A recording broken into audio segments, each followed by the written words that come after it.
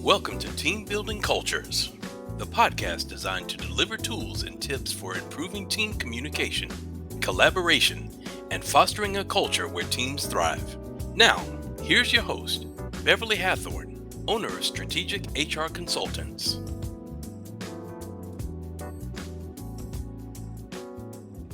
Hello, listeners, and thank you so much for joining me for another episode of Team Building Cultures. Today, my guest is Mr. Darrell Williams.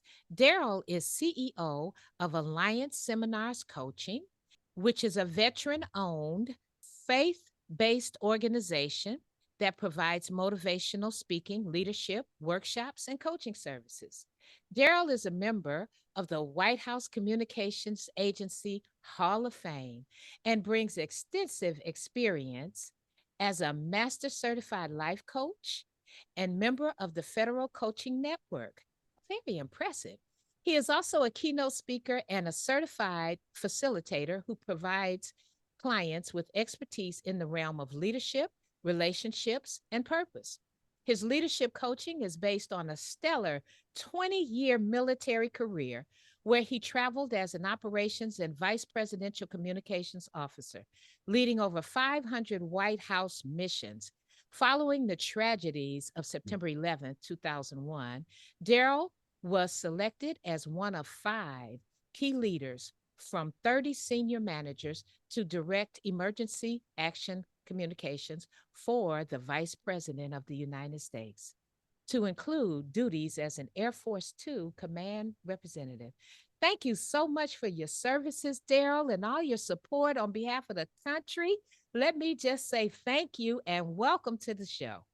Thank you for having me, Beverly. I'm really glad to be here. Yeah, I'm excited to get in. And you're going to talk to us today about keys to unlocking team greatness. So, from someone with such a stellar military career and having done so much in the White House and being an accomplished speaker, I'm just really excited to hear what you're going to share with us today.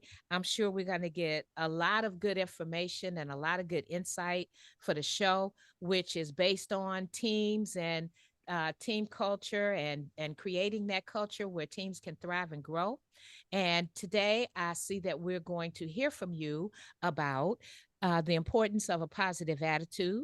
We're also going to talk about the impact of modeling greatness, and we're going to talk about the integrity that goes with effective leadership.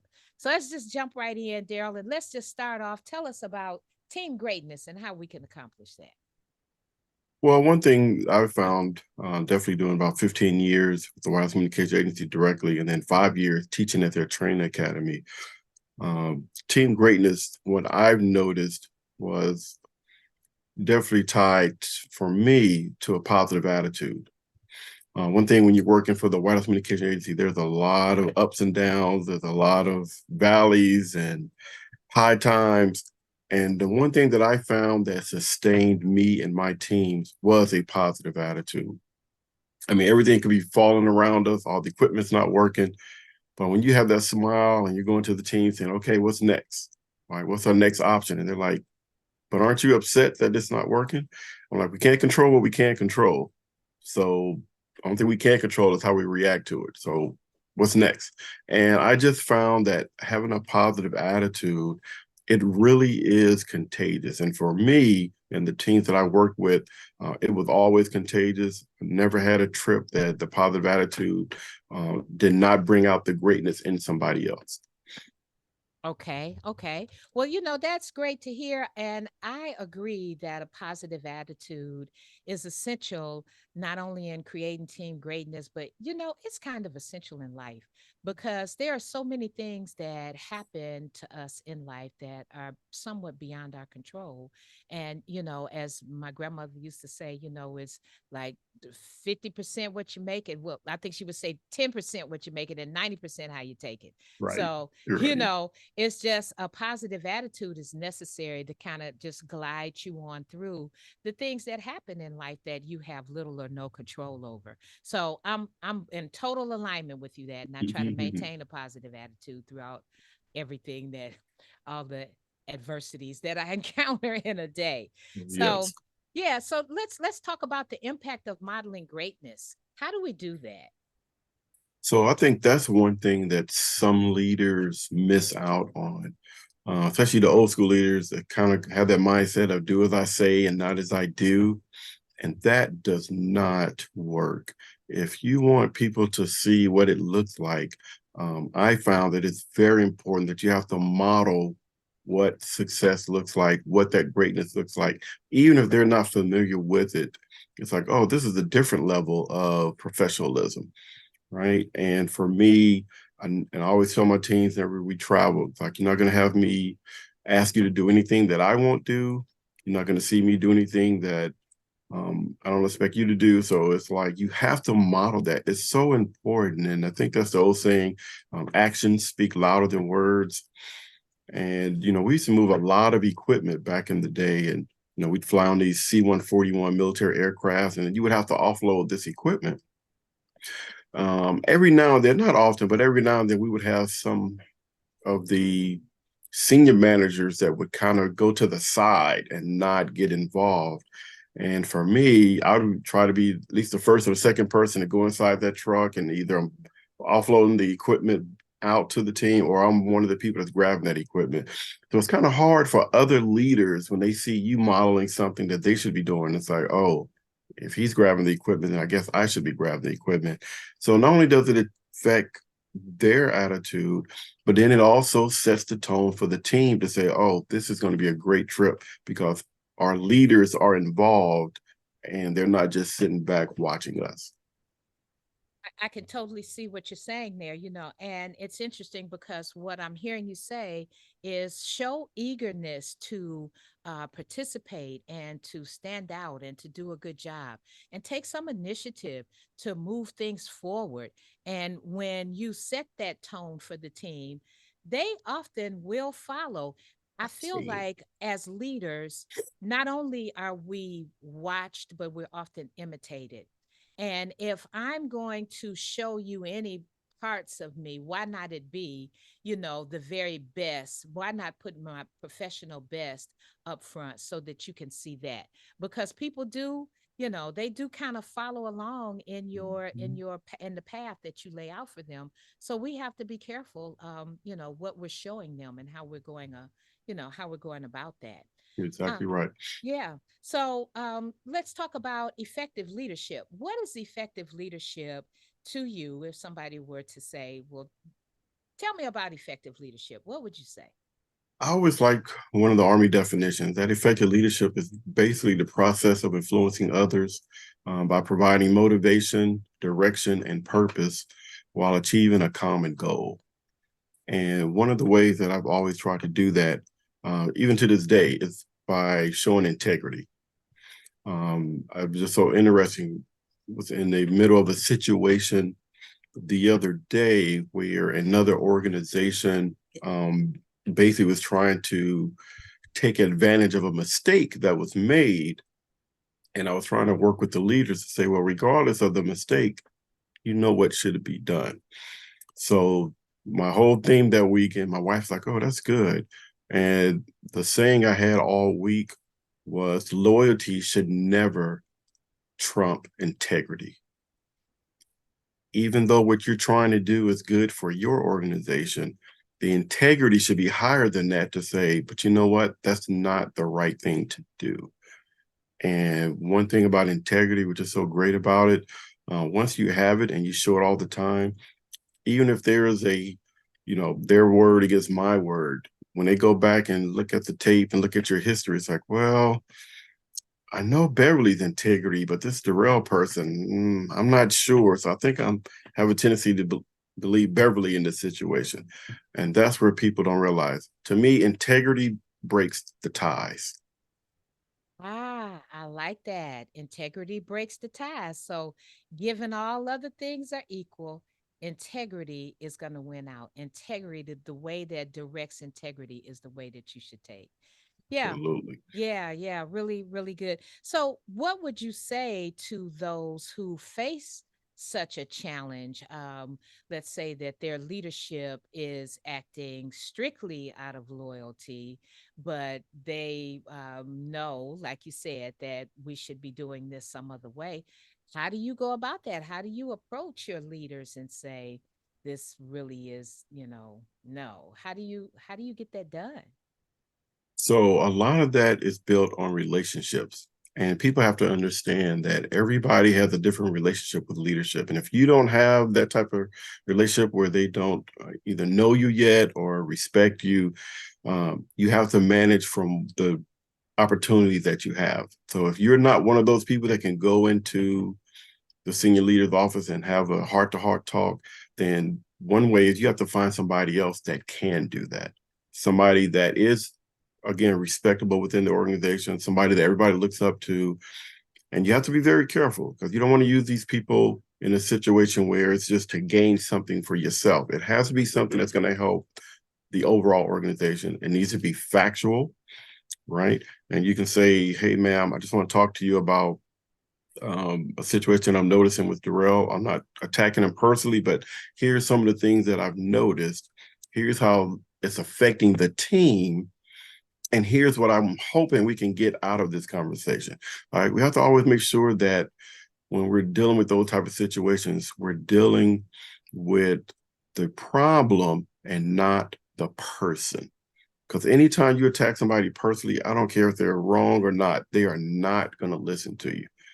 But if you come across in a way where you're not attacking, but you're just bringing up something that can help, maybe that person has a blind spot and they don't even know that that's the way that is. Or maybe that's a new leader into your organization. That's how they used to do business.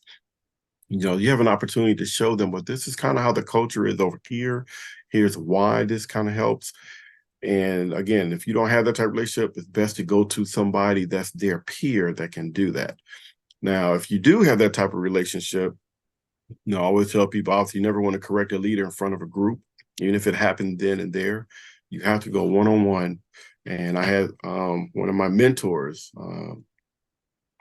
he had said something in a meeting and it was really more demanding than most times. And I waited till the end of the day and said, hey, sir, can I get back on your calendar? He said, sure. And we came back at the end of the day and we talked about it. And I know it wasn't in an accuracy, accusatory type way, but it was more of a questioning.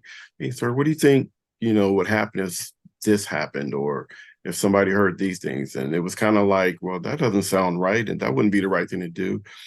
And then after the person kind of admitted, it's like, well, sir, that's kind of how the team took your meeting. And then he was like, oh, I did that. You're talking about me. Oh, wow. And oh yeah, it was deep. But the good thing was it was never like, sir, it happens to all of us. I've done it many times, but I trust you. You're our leader. I wanted to come to you one-on-one behind the scenes to say, hey, were you having a bad day today? There's something else going on? Because a lot of times, we look at our leaders as nothing happens to them, right? Everybody in their family is this, they're that. And leaders can have bad days. So that's why I think, going to that person one-on-one, having the respect and keeping it at a professional level, a lot of times can be the proper way to deal with that. Understand. So, let's back up through that. Mhm. Leaders have bad days too. They are people too. They have issues Right. going on and they have shortcomings, and, they're not perfect either. So, Right. we have to remember that. And when you're dealing, even when you're talking to a leader, it's still just another person. Really, ultimately, it's a person to person. And I'm also hearing you say that the importance of building those relationships so that when those things do come up, then you're able to kind of talk through them with mutual respect and mutual understanding. And if we don't wait until um, there's a problem to try to walk into it a certain way. So we've got to build those relationships up front, Absolutely. build those relationships while things are good or in the beginning or in the start, so that when you do encounter such situations, then you've got kind of a base to work from. And most importantly, I heard you say, take the emotion out of it. Like that old dragnet show, just the facts, Mhm. ma'am. That's You know, it. just, That's it. just take the emotion out of it. Let's just talk about the facts. Here's what I've observed. Here's what happened as a result. And here's hopefully what I think we could do to prevent this going forward. It's always great if you come in with a solution, not just come in with a problem.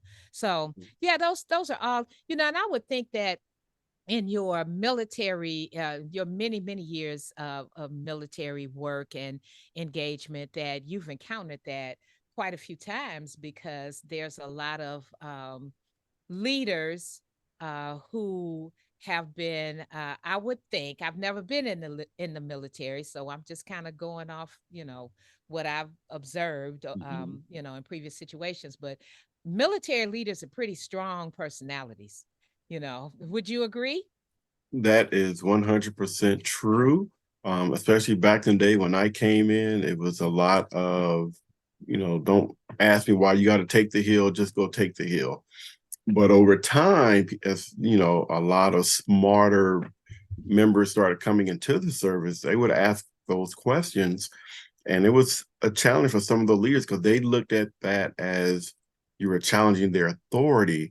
And they did not realize there was a leadership shift and culture shift that was happening in the military, where you were bringing in people that weren't questioning your authority. They just wanted clarity and understanding. And as long as you, again, take the emotion out of it to use that as a mentoring and a training opportunity, it worked out really, really well. So, and again, I was interested. I would be one of those people in the organizations where people would say, "Hey, Darrell, Beverly's on the rampage. Can you go talk to her today?" It's like, oh, I'm the person that had to go deliver the bad news. But I always relished it because I knew that when I went to those leaders, because of the way I carried myself, they never took it the wrong way. Mm-hmm. Now, I'm not going to say that every leader that I talked to in those situations took my advice. But what I did tell those individuals was, sir, ma'am, regardless of what you want to do with this information, still going to support you 100%. Still going to be out there championing those causes that you believe we should be working and focusing on, and that's just how I do it. And so funny, Beverly, we had a reunion for our organization where all the alumni came back, and I remember we had an officer that, and this is kind of back in the day, so they were doing an appraisal, military appraisal on somebody. Now, this person wasn't, say, the direct report, but they were kind of like the senior official. And this person was going to mark them down in one of the areas. Again, this is old school because they had a child out of wedlock. They were not married. Oh, yeah, they were not married to this person. And the supervisor was coming to me like, I don't feel comfortable marking that part down. I was like, and you should not. According to the regulation, that has nothing to do with X, Y, Z. And it was like, well, can you talk to the person? So I went, talked to the person, and I was like, hey, this really, yes, you have the authority to ask somebody to do that, but I would say let's practice some caution on that because that's really setting a bad tone. There's a lot of things that we don't know about. First of all, it's personal. It's not affecting individuals' work performance or anything like that. Start giving a lot of facts. And the person, Beverly, basically said, I appreciate you telling me all that. However, that's my stance. And the person didn't change it, and that individual got a lower rating in that appraisal. Almost 20, not even that long, about 18 years later, we're at a reunion, we're in the hallways, we're looking at all the different things. And that leader came to me and I saw him. I was like, well, I'm not going to bring that up because that's ancient history. But the leader pulled me to the side and said, aren't you Darrell Williams? I'm like, yes. She's like, I don't know if you remember me, but I was the commander at such and such. I was like, oh, yeah, I remember you. How's everything going? And now this is almost 20 years later. And that person said, I need to tell you that although I was an immature leader at that time, I appreciated the fact that you were honest and you told me the truth. She said, I didn't really learn it until later on as I started progressing up the ranks. But I never forgot that conversation. Hmm. Didn't have to say anything. Beverly could have just left it alone. I would have never brought it up. But it was just a teaching moment for me to let you know again that integrity, that treating everybody with professionalism, it goes a long way and it does last. Awesome. Awesome. But, I want to celebrate first the fact that when we learn better and know better, we do better. So Yes. let's be happy that at some point within that 20-year period, Yes. that leader learned their error and what they should have done instead. And also, we should be happy that you already knew what was right and you were not going to cower down just because you were faced with a leader who didn't agree with you. So, that speaks volumes for your character and your position, and that you spoke up, because you could have just been quiet or um even worse, agreed when you really didn't agree. You could True. have. Yeah, yeah, very good. That's a really interesting situation. So tell us a little bit about Alliance Seminars Coaching, your veteran owned faith-based organization. Sure. So Alliance Seminars Coaching really just came out of, like you said in my bio, just all my experience growing up in Compton, California, joining the military, working for 3 presidents and 3 vice presidents. I always tell people when they say, well, what are you going to do when you grow up? Or what's that perfect job? I'm like, I've had the perfect job. From a professional perspective, I mean, who can say they stepped off the plane in Air Force Two and traveling all over the world? So I learned so many different things, even the challenging times, right? And I just felt like I have to give back. So it was like, how do I take all this experience and put it in a situation where I'm not bragging, but I'm making it available so I can help that next generation of leaders? And talking to a lot of my mentors, they were telling me that I should start a consulting firm and things like that. And I was like, well, I don't want to get too deep because I don't want it to be about the money. I really want it to be about the mentorship. And from there, I finally found a kind of happy medium and created the services. And it's really been just an amazing thing because there's people that I've helped in the past because of um, what I did, but now I'm helping a new generation of leaders that never even knew what I used to do. But yet, when we get to the end of the coaching sessions or the speaking engagements, people will come up and say, wow, I really appreciated that story. I appreciated your transparency. Wow, I didn't know you can learn so much out of failure. So that's what really just makes me excited to know that I can use all those experiences to help somebody else become that better version of themselves. And that's wonderful that you're sharing that, particularly with this generation. There's a lot of technology and there's a lot of opportunity and a lot of different things that go on in the world today to help our younger people to grow and to develop. But there really is nothing like good old fashioned old school learning. There's really nothing like good old fashioned hands on training. I was actually there. It wasn't a simulation. It wasn't, it was, this is Right. something that actually happened to me that, I lived through to tell you, how to manage this. And even though they may not encounter that particular situation, it's still a good base to give them, a start and understanding and clarification on some issues. That I'm happy to hear that you're open to sharing those experiences to the benefit of someone else. It's Yeah. a lot of fun. Yes, most definitely. And I see here, Darrell, I'm sorry, I keep It's okay. calling you Darrell, Okay. that you're also a professional speaker. Mhm. So some of the topics that you speak on, are they military based or team building? So it's a little bit of both. Mainly the 3 areas I kind of focus on are leadership, professional relationships, and purpose. And obviously, team building is always a topic because in the military, it's all about team building and building those great teams. But one thing I try to do, I always reach out, whether it's a podcast or the point of contact for the event, and I always ask them, like, what do you want the people to walk away with? I try not to come in with any type of canned speeches like this is what I always talk about. I have those, but I always want to make sure I'm connecting with the people and meeting the main point of contact's intent.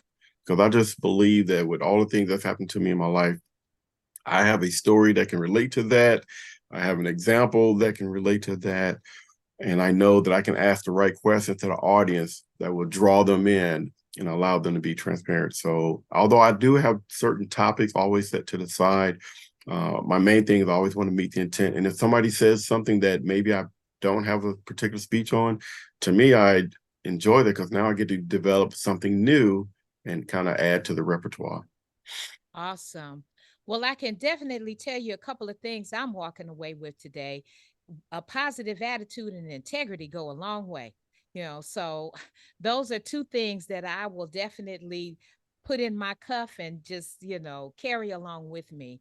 And I want to thank you for bringing that insight and inspiration to us today. So, Darrell, for those who may want to contact you later for maybe speaking engagements or, to discuss your coaching, how can they reach you? Sure. They can reach me on Facebook through Alliance Seminars Coaching.